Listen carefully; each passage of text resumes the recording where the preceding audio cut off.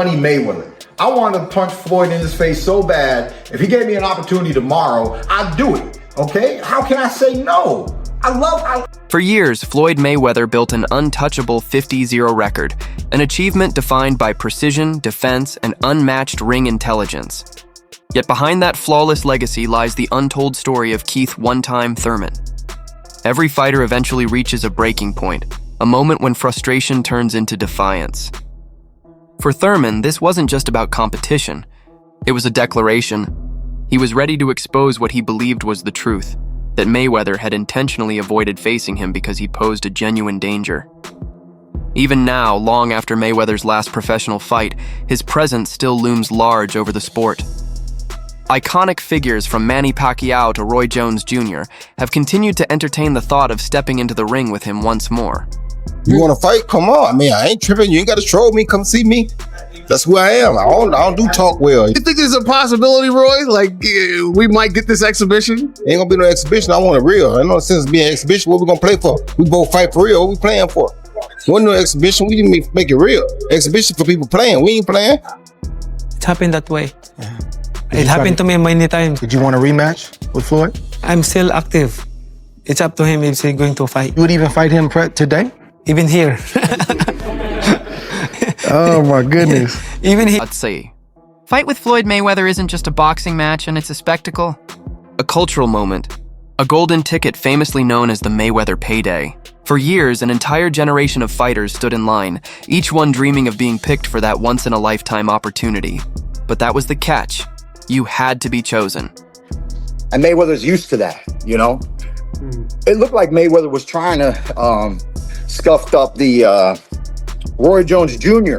They were beefing online for a little bit, right?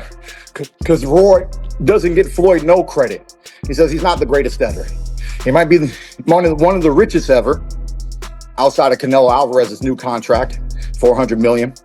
But you know, Floyd might be one of the richest ever, and one of the best of maybe his generation. But you know, not everybody is sold on TBE. Not everybody is sold on the best ever. And that's the way that Floyd has always perceived himself, with great respect. And that's where the story of Keith "One-Time" Thurman truly begins. While others were chasing a payday, Thurman was chasing a legacy. Today, he's remembered as perhaps the biggest what-if in Floyd Mayweather's career, the fighter who never got the chance to test the legend. He became the symbol of what many call Mayweather's pick-and-choose era. At his peak, Thurman was an undefeated, explosive champion, the most dangerous riddle in the division. And according to him, that's exactly why Mayweather never tried to solve it. Mayweather. I wanted to punch Floyd in his face so bad. If he gave me an opportunity tomorrow, I'd do it. Okay? How can I say no? I always wanted to punch that man in the face. You know? That's actually why I never shook his hand. Never shook his hand, because my satisfaction isn't in meeting you. It's in, you know, having the fight. And after the fight, we can shake hands. After the fight, I can give Floyd all the respect. I never got the fight, never gave him any real respect. You know what I mean? I actually do respect Floyd, but face to face, I could never give him respect because he never put respect on me. Did he ever ask you, hey Keith, why you talk to me? Why you don't? Did Floyd ever approach you and ask? Nah, we just was in the lobby one time at the Intercontinental here, and he actually walked up to me, and you know, he was cordial. He was cool and everything, but then we were just getting to talking, and it just, you know, it is what it is. You know, he had like some. In the early 2000s, the welterweight division was Floyd Mayweather's kingdom. He ruled as the undisputed pay-per-view king, the final boss every ambitious fighter dreamed of conquering. But while Mayweather was cashing 9-figure paychecks against seasoned stars, a new storm was quietly building in Florida.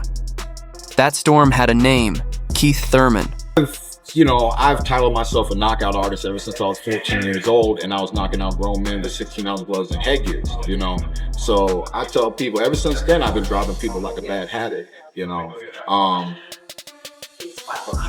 I love being a power puncher. My first favorite fighter of all time was Mike Tyson.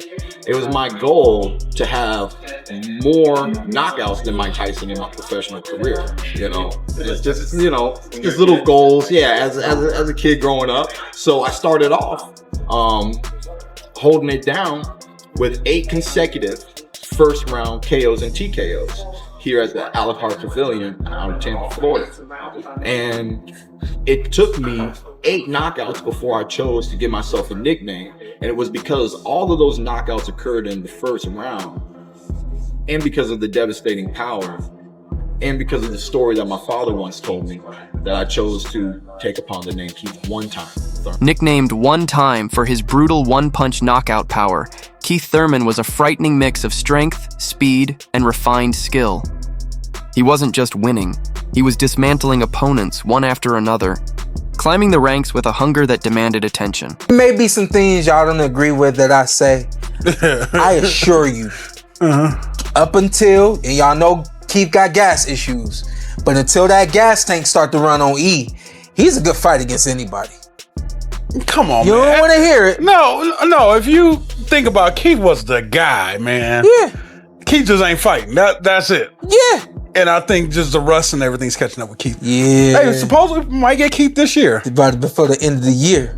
Is you heard that's confirmed? I mean, I talk to my boy every now and then. Okay, shout out to Keith Thurman. By 2014, with an undefeated record, Keith Thurman was no longer just a contender. He was a problem. He didn't view Mayweather as an idol to be admired, but as a target to be taken down. And unlike many fighters waiting for their golden ticket, Thurman made it clear he was coming to end that perfect record himself. What followed sent ripples through the boxing world. Thurman didn't just want the fight, he demanded it. Across a string of fiery interviews in 2014 and 2015, he threw down the challenge with a confidence that bordered on defiance. That's right, baby. You know, Floyd is supposed to be TBE, and I want to fight the best. I want to fight the man. You know, it ain't like Floyd's gonna knock me out. When has Floyd knocked anybody out in the past several years? Huh? So if anybody should be scared, it should be him. If anything I'm gonna get a great learning experience in my career. And to be honest, I'm looking forward to destroying Mr. Floyd Money Mayweather. I have a motto. This is my personal motto. It's called burn money. Burn money. 2015, we getting ready to burn money. While most fighters spoke about Mayweather in cautious, almost reverent tones, Thurman spoke to him, directly through the cameras. Do you want to fight? He demanded. Be real with me. If you're going to leave me alone, then just say you're going to leave me alone. You know, I'm a young, strong champion, Floyd. Come get it. I'm undefeated like you, baby. Come take my O, baby. Come take my O. I'm ready. We'll go back to camp right now. We'll go right back to camp, baby. You see my 6-pack? I'm gonna go run laps tomorrow. It is what it is, man. Outside of Floyd, there's a lot of great champions in the welterweight division, and they know who to call. His name is Al Heyman. Call Al Heyman, baby. Thank you so much for this opportunity, and I'm looking forward to other opportunities. I beat this fighter, I could beat... Thurman wasn't chasing a paycheck. He was demanding a fight for supremacy. The tension hit its peak when he declared, if anybody should be scared, it's him. The boxing world took notice. Here was an undefeated knockout artist in his prime, openly accusing the pound-for-pound king of running scared. Thurman even called out Mayweather's choice of opponents, names like Andre Berto, framing them as safe, calculated picks to dodge real danger. But those fiery callouts were just the surface. Behind the cameras, the story took a sharp turn into the murky world of boxing politics. As Thurman's pursuit intensified, he revealed a series of moments that, to him, proved one thing beyond doubt. He was being deliberately avoided. To get the fight, and then they politically took the position away from me by elevating him up to the super champion, which made it so that he was no longer obligated to any mandatories. And now I'm currently the WBA super champion of the world. So, you know, to me, the real purpose of holding the super champion, once when I studied the industry and understood politically what this belt and what that belt means, to me, the real purpose of having the super champ is to do things like this and have a unification bout. Because when a fighter has 2 belts, he's supposed to have 2 mandatories.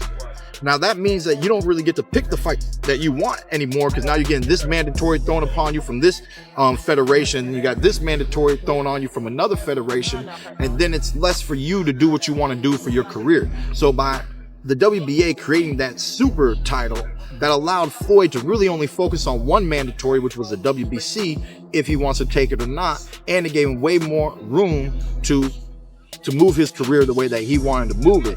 And because he was able to do that, one thing that he was not presented with, one thing that nobody had to get in his face and ask him about was, how do you feel about Keith one-time Thurman, who is your #1 mandatory challenger in the WBA? You know, as soon as he fought Maidana and got that title, I'm the mandatory. He schedules a rematch, so there's no point in talking about it. He wins again. Now, the question is, how do you feel about... Thurman explained that after earning his spot as the mandatory challenger, he was supposed to get a shot at the WBA welterweight title, but then something strange happened. Instead of granting him the fight against Floyd Mayweather, the WBA elevated Floyd to super champion status, and Thurman was quietly promoted to regular champion. That's when Floyd Mayweather ends up fighting Marcos Maidana. To a very close fight. Maidana fought a tough fight. He fought a tough fight. I don't even know how it got to be like that, because I saw him get outboxed easily by Devin Alexander at his first fight at 147. But somehow, some way, maybe Floyd just underestimated the wild bull of a man that Maidana was at the time. And so the fight was so entertaining. Floyd did a rematch. That time, he clearly outboxed Maidana. He didn't lay on the ropes. He didn't let so many big overhand rights come in. And it was a clear showing that Floyd got the second fight. That was only 2 of his rematches throughout his whole career, 50-0. 2 rematches. So now, where is Floyd? He is the reigning welterweight WBA champion of the world. Where was I? I was taking fights and I was maintaining position as the #1 contender. And there was a phone call. There's a phone call I never got. And it was to fight Floyd. Somehow, never got the phone call. He said, "Hey, Keith, how are you doing today?" I said, "I'm good, my man. What would you like to talk about?" He says, "Can you please tell me, how does it feel to be the WBA welterweight champion of the world? For you have been elevated." I said, "Elevated? What do you mean?" He said, "You're the champion of the world. I learned this on a phone." To the casual fan, it might have sounded like just another title, another belt in boxing's alphabet soup.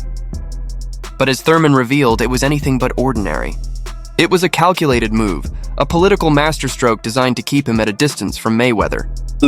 Were you mandated to fight Floyd?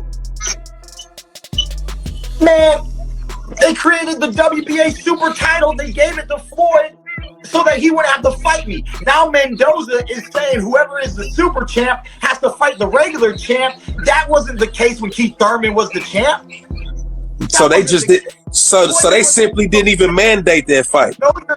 Know your history, man. Floyd Mayweather politically ducked me. 100. It was the most BS political move in the world. I get a phone call, "Hey, Keith, instead of being the interim champ, you're elevated to the regular champ." So yes, I was his mandatory. Yes.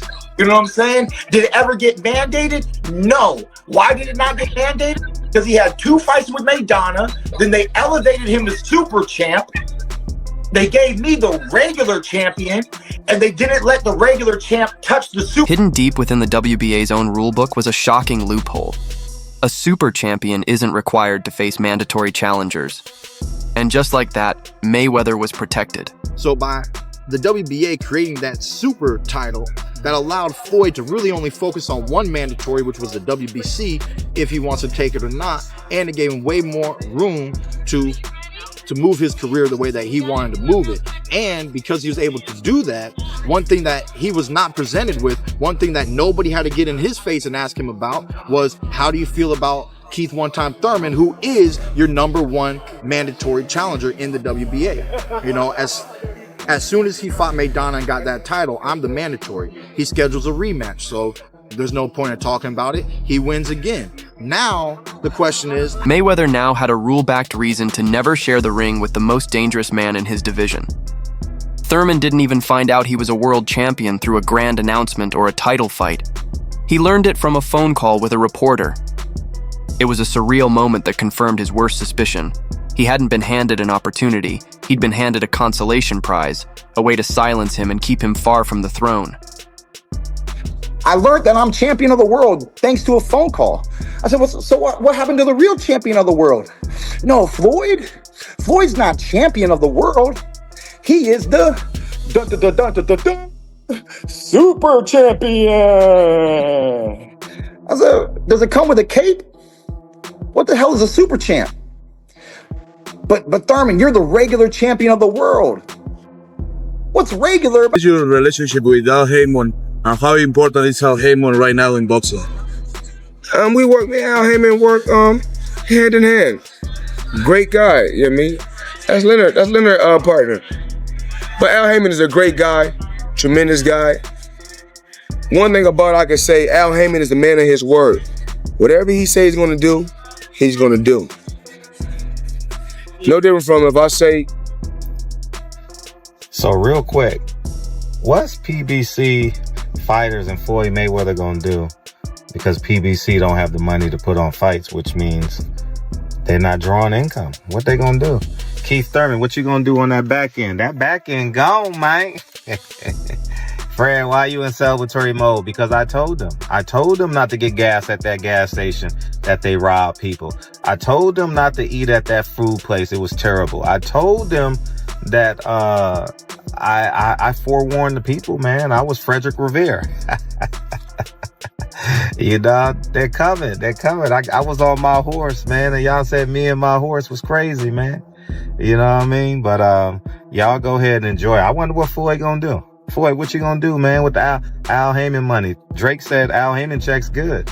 Are they, Floyd? Peace. I never got the Floyd Mayweather fight. So, you know, the Pacquiao fight just was the next level for me. And I just couldn't say no. I had some issues that year that I wasn't happy about with my body, but I was fighting through it with my left hand because after the Pacquiao fight, I needed surgery. I needed surgery after the Jose Cito Lopez fight. My doctor was at the fight in Brooklyn, New York. He lives in California, and he was at the fight. So he's backstage with me. He goes, "Hey, Keith," he's like, "You ready for the surgery?" And I said, "Hey, Doc, I think they're gonna give me something special because Adrian Broner just fought Manny Pacquiao." Yeah. And so we knew that Pacquiao was on the PBC side now. And so, you know, sometimes we can foretell things a little bit in boxing. Sometimes we can, sometimes we can't. And I just kind of knew what was going to be in the works. And they kind of told me, like, hardcore, like, yo, Keith, if you want it, it's yours. If you don't want it, we're going to give Pac to Danny. You know, oh, wow. we're going to go off for Danny Pacquiao. Wow. And I couldn't